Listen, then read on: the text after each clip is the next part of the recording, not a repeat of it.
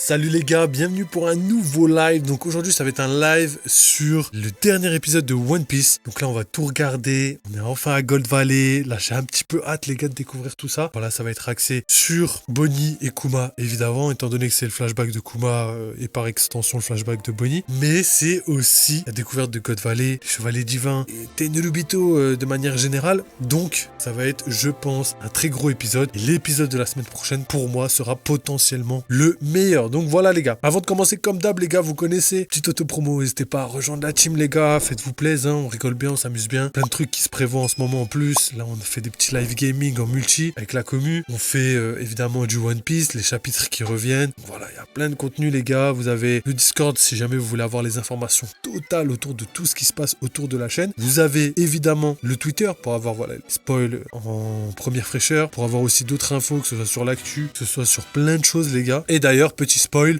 on a l'information par rapport à Garling. Garling est bel et bien blond les gars. C'est vraiment ouf parce que du coup on peut attribuer potentiellement les cheveux roux de Shanks le roux à la mère de Shanks évidemment. Et du coup par extension Shamrock devrait avoir aussi les cheveux roux étant donné leur lien, le fait qu'ils soient séparés à la naissance, que ce soit entre guillemets des jumeaux, que Shamrock quand il vient discuter avec le Gorosei, nous on croyait que c'était Shanks à l'époque, il avait bel et bien les cheveux rouges. Donc voilà. Côté rouge des cheveux vient potentiellement pas du côté Garling. Ou peut-être que Garling fait une petite teinture blonde. C'est pas possible. Donc voilà, trêve de bavardage pour ce petit début de vidéo. Donc voilà, j'espère que vous avez kiffé. N'hésitez pas à rejoindre la team. Merci à tous ceux qui soutiennent. Et let's go, c'est parti.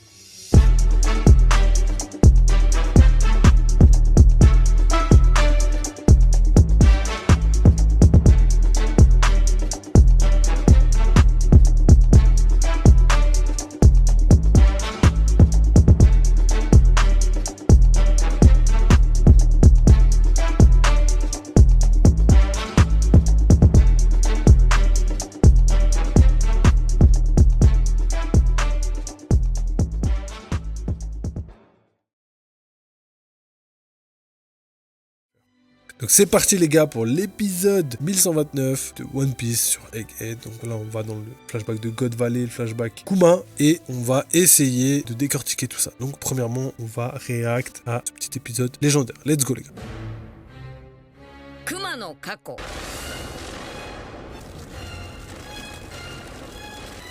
Satan 星が上陸なされた。その姿、その神々の血をって五老星なんて。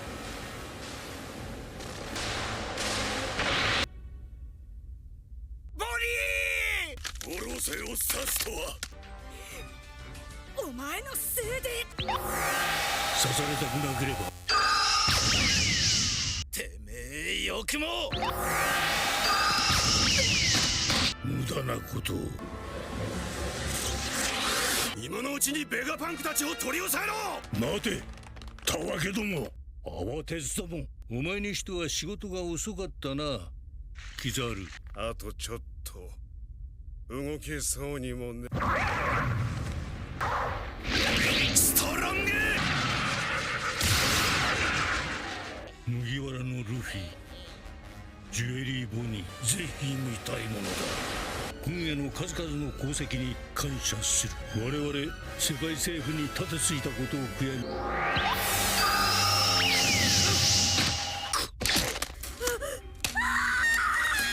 待て、やめろ。誰か動けねえか。それが無理なんで。そうなってんだ。科学でなければ。お前が父を殺したんだ。あいつは生まれながらに奴隷、世界に対して大罪をバッカニア族の生き残り。ボニー、ヒーローになりたかった。かのように。どんどっとっと、どんどっとっと、どんどっとっと、どんどっとっと、どんどっと。私のことも。もちろんだ。おめでとう。よく生まれてきたね。血液の件だな。決して漏らさないから。元気な子だ。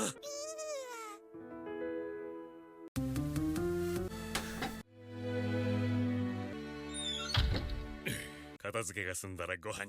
じゃあお手伝いする。チーフル。本当にすまない。かくまおうとした。あんたたち分かってるんだ。手こずらせよ。だ。家族だけは見逃心配しないで。またこの年でこの力。早くしろい。痛いよ。ごめんなさい。クマお父さん。ことはない誰かあと、お母さんは元気にし。母さんが死んだよ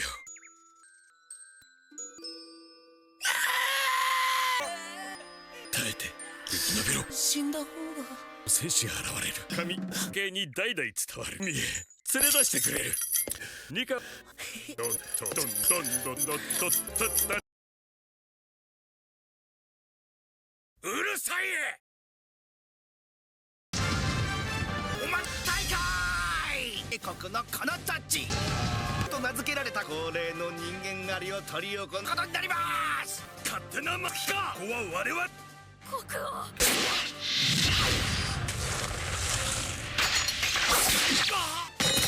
ジオガーリングス責任取って見つけたぞああ。いや、二度とあんな場所。てめえこの野郎すげえどうせ死ぬんじゃないか。子供が捕まったそうです例のバッカニア族です10人組で連帯責任なんだヒーハー。お前かバッカニア族ってうちの兄貴もでけえだろ。 Oui, mais 顔だけはな。だらさ。行きたいの？そんなもん決まってんだろ奇跡起こすんだよ。うちらについてくれや。俺は生きるぜ。どうする。on a bien voulu avoir un petit peu plus de trucs vraiment beaux gosses de ouf, tu vois, mais bon, on va se contenter de ce qu'on a. Et du coup, là, on passe au teaser directement, histoire d'enchaîner après avec l'analyse et les théories, vous connaissez les gars. 島中に響き渡るを望み命がけの作戦に突入するイワンコマがたどり着く景色とは。次回ワンピースゴッドバレー。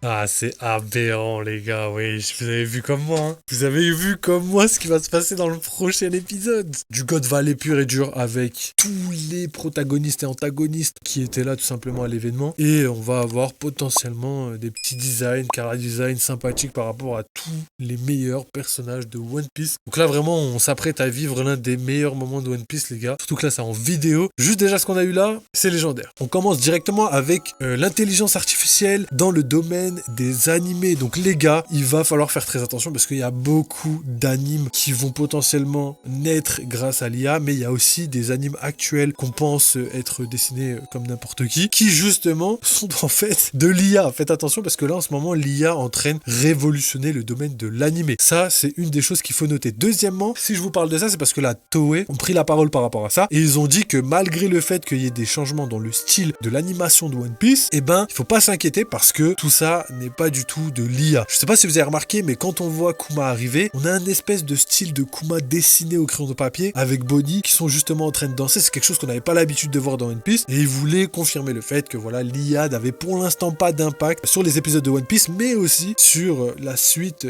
des épisodes dans le futur. Donc ça, c'est une bonne chose, mais après, moi personnellement, ça me dérangerait pas que l'IA vienne dans l'univers de One Piece si le style est respecté, si tout est fait, tu vois. Si c'est pour aider les animateurs à nous faire quelque chose de mieux plus facilement, je suis d'accord. Par contre, je veux absolument pas que ce soit dénaturé. Si le côté humain est conservé, qu'il y ait des petits moments où l'IA remplace des scènes bas de gamme et les met un peu plus haut de gamme, ça me dérange pas, tu vois. Par contre, les meilleures scènes pour moi, il faut surtout les scènes niveau émotion, faut qu'ils soient mises en avant. Donc voilà, petite information par rapport à ça. La Toei avait pris la parole là-dessus, donc je trouvais ça plutôt pertinent de vous parler de tout ça. Ensuite, là, on va analyser l'épisode. Donc voilà, au niveau du rythme, je trouve que c'est bien respecté. On a plutôt beaucoup de scènes qui se mélangent entre elles. On a en plus, au début de l'épisode, le pouvoir de Saturne. Donc ça, on va en parler juste après. Et dans le reste de l'épisode, on a le flashback de Kuma. Donc voilà, on commence par le présent pour aller dans le passé ensuite. Et on a justement des choses qui viennent s'ajouter en termes d'informations à ce qu'on connaît déjà. Donc première chose, c'est au niveau du pouvoir de Saturne. Alors on a donc deux pouvoirs qu'on connaissait dans le manga, mais qui se matérialisent un petit peu plus dans les épisodes. Donc c'est le fameux rayon laser avec ses yeux et aussi la manière qu'il a de tout simplement stopper ses ennemis. Donc il y a plusieurs plusieurs théories là-dessus, on en avait déjà parlé il y a très longtemps quand le manga était sorti, mais il y a beaucoup de gens qui ont rapporté le fait que ça pourrait être le même pouvoir que Doflamingo, le fait qu'il y ait des fils un peu partout, ce qui empêcherait les Mugiwara de bouger, donc c'est quelque chose de totalement possible, parce que vous connaissez un petit peu les infusions de fruits maintenant, et potentiellement que le Gorosei ont pu prendre beaucoup d'infusions de fruits pour posséder peut-être certains pouvoirs liés à certains fruits du démon, comme le fruit de Doflamingo, mais sans avoir la contrepartie de pouvoir manger qu'un seul fruit. Donc peut-être qu'ils boivent l'infusion et ont qu'une seule partie du pouvoir sans avoir tout le reste du pouvoir. Donc à voir, ça c'est quelque chose de possible, mais ça explique pas tout. Ensuite on a les rayons laser qui là sont vraiment montrés comme étant quelque chose avec de l'énergie cinétique, comme s'il y avait un impact et comme s'il y avait un projectile. Donc à voir, est-ce que c'est un pouvoir un peu folklorique, un peu magique autour du Gyuki, donc le fameux yokai de Saturne, ou est-ce qu'il y a peut-être quelque chose d'invisible qu'on pourrait capter plus tard. Donc ça c'est des choses qu'il faut prendre en compte parce que là l'anime nous montre quand même quelque chose d'autre. Ensuite pareil, pour revenir juste vite fait avant de terminer sur ce sujet, pouvoir de Saturne mais le pouvoir d'immobiliser, on a un espèce de halo, une espèce de chose transparente qui se matérialise autour des personnages, donc ça c'est peut-être un indice sur la nature du pouvoir de Saturne. Et sachez que voilà, tous ces pouvoirs là sont des pouvoirs qu'on arrive difficilement à expliquer, parce qu'il n'y a pas que ça, il y a leur pouvoir d'immortalité, téléportation, mais aussi leur pouvoir de télépathie, qui sont difficilement explicables et que c'est un pouvoir qui se partage parmi tous les Gorosei, et potentiellement les chevaliers divins maintenant. Et on a maintenant des pouvoirs qui sont propres à Saturne, qui eux aussi sont assez bizarres, parce que voilà, ça fait quand même beaucoup de pouvoirs pour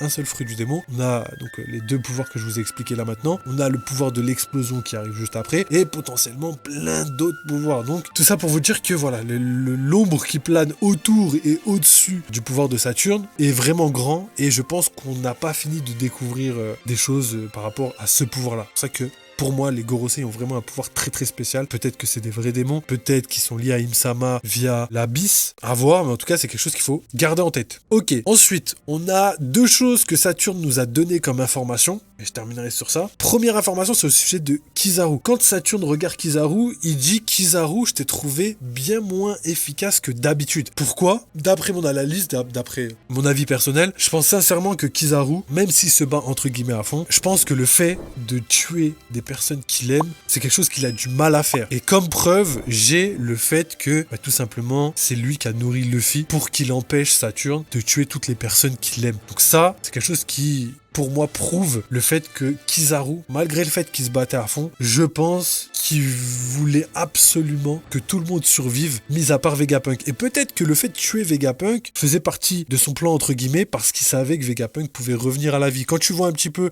tout simplement aujourd'hui, avec le recul qu'on a, la capacité de Vegapunk à survivre à n'importe quelle mort, j'ai l'impression que Kizaru pouvait être au courant d'une certaine manière, que le cerveau conservait l'âme et conservait aussi la vie de Vegapunk, et que tous les clones, y compris le Stella, étaient tout simplement, entre guillemets, des coquilles vides contrôlées à distance. Pour moi, c'est comme ça que je le ressens, et peut-être que ça explique aussi tout simplement pourquoi Kizaru a nourri Luffy, parce que derrière, il savait tout ça. Ok, ensuite, dernière information que Saturne nous a donnée, c'est au sujet du destin. Il y a une phrase très spéciale que Saturne nous dit, il dit « Si le fait que Luffy s'échappe de l'île d'Egghead faisait partie du destin, il veut voir ça de ses propres yeux. » C'est comme ça qu'il l'a dit. Donc en gros, c'est comme s'il savait pertinemment que Luffy allait quitter cette île, parce qu'en fait, on peut pas arrêter Nika. Nika, c'est comme ça. Depuis plusieurs millénaires, plusieurs cycles, à chaque fois, il a réussi à survivre, à s'en sortir, et à changer l'ère actuelle pour, entre guillemets, potentiellement libérer le monde de temps en temps, ou tout simplement le plonger dans le chaos. Ça aussi, c'est possible, parce que on a appris via la fresque que potentiellement, le fait que Nika disparaisse pouvait causer la mort, entre guillemets, dans ce monde, étant donné que voilà, après qu'il soit disparu, le dieu de la mer s'est énervé et a décidé de tout casser. Et on peut traduire ça par le fait que Poséidon a utilisé son pouvoir vraiment au maximum pour causer des catastrophes naturelles, ce qui a potentiellement changé la face du monde. Donc à voir, ça c'est des choses qui sont théoriques, mais voilà, ils sont quand même écrits noir sur blanc dans le manga, donc gardez en tête. Donc j'ai l'impression que si le gouvernement mondial, encore une fois, n'a pas agi, entre guillemets, pour vraiment arrêter Nika en tant que mission principale, parce qu'on le voit très bien bien sur Egghead que la mission principale du Gorosei, c'est pas du tout Nika, alors que normalement ça devrait être leur priorité. La mission principale pour eux, c'est d'arrêter le message de Vegapunk, ce qu'ils ont réussi à faire d'une certaine manière. Et du coup, la finalité veut que, au final, peut-être qu'ils savent très bien que Nika peut pas être arrêté étant donné son importance, ce que le passé leur a appris, et du coup Nika détruit le monde s'il doit le détruire, ou sauve le monde, ou libère le monde s'il doit le libérer, tout simplement. Donc c'est des choses qu'on peut pas arrêter, et peut-être que le Gorosei, étant donné leur âge, étant donné leur connaissance, je pense qu'ils doivent être au courant de ça. Donc c'est pour ça qu'il y a beaucoup de nuances, et qu'il faut prendre toutes les informations dans leur ensemble, parce que pour moi, ça explique beaucoup de choses. Vous savez qu'on reprochait beaucoup de choses à Oda, comme le fait que voilà, Luffy, s'il avait ce pouvoir-là depuis le début du manga, pourquoi il n'a pas été arrêté dès le début, ça aurait été facile entre guillemets. Et au final, on a une explication aujourd'hui qui est pour moi totalement cohérente. Et d'ailleurs, même si l'explication n'est pas réelle entre guillemets, Oda pourra l'utiliser pour la rendre réelle dans le manga, parce que voilà, il a fait en sorte de placer ses pions correctement pour que s'il veuille expliquer quelque chose par A plus B, il le fera comme il le veut. Donc voilà, ça c'était pour l'analyse. Voilà, je pense que j'ai terminé pour la team YouTube en tout cas. Je vais faire quelque chose de concis, j'ai même pris un peu plus de temps que d'habitude, mais pour moi c'est des choses qui sont ultra pertinentes par rapport à ce qu'on a vu dans cet épisode, et au final comme quoi certaines phrases des fois peuvent expliquer énormément de choses. Et si je vous dis ça à chaque fois, c'est parce que tout simplement Oda, quand il écrit le manga, il a déjà connaissance d'énormément d'informations qui sont pas encore divulguées, et lui il l'écrit de manière avec les connaissances qu'il a, donc forcément certaines phrases des fois peuvent tout changer ou peuvent tout dire sur ce qui va se passer, sur ce qui se passe actuellement. Donc voilà, en tout cas j'ai kiffé ce petit épisode, hâte de voir la semaine prochaine l'épisode légendaire qui se profile, et puis voilà, je vous invite sincèrement à rejoindre la team, participer au développement de la chaîne parce que ça nous aide énormément. Vous avez accès à plein de choses sur YouTube, petit like, petit follow, petit commentaire. Vous avez aussi des souscriptions. Vous voulez participer de manière financière, faites-le que si vous avez envie et que si vous le voulez. Vous avez le Live Memento qui est sorti il y a pas très longtemps. Franchement les gars, on l'a regardé avec toute la team. Franchement c'était hilarant. Moi j'ai kiffé. Après voilà, chacun sa sensibilité. Là c'était nous, c'était nos propres humours, nos propres blagues. Moi j'ai kiffé. Et sinon voilà, pour terminer, je dirais qu'il y a le Twitter pour avoir les informations au sujet des spoils. Faites attention parce que voilà, Ridon a parlé. À ce qui paraît, les spoils prochains sont légendaires. Et aussi, il y a plein d'autres informations sur Twitter, sur Discord, sur tous les réseaux. Donc voilà, je vous invite à aller regarder un petit peu, à être curieux par rapport à ça. Parce que voilà, je pense que vous pourrez facilement trouver tout ce que vous avez envie de trouver. Donc voilà les gars, n'oubliez pas, vive les jeux vidéo, vive One Piece et à très très bientôt.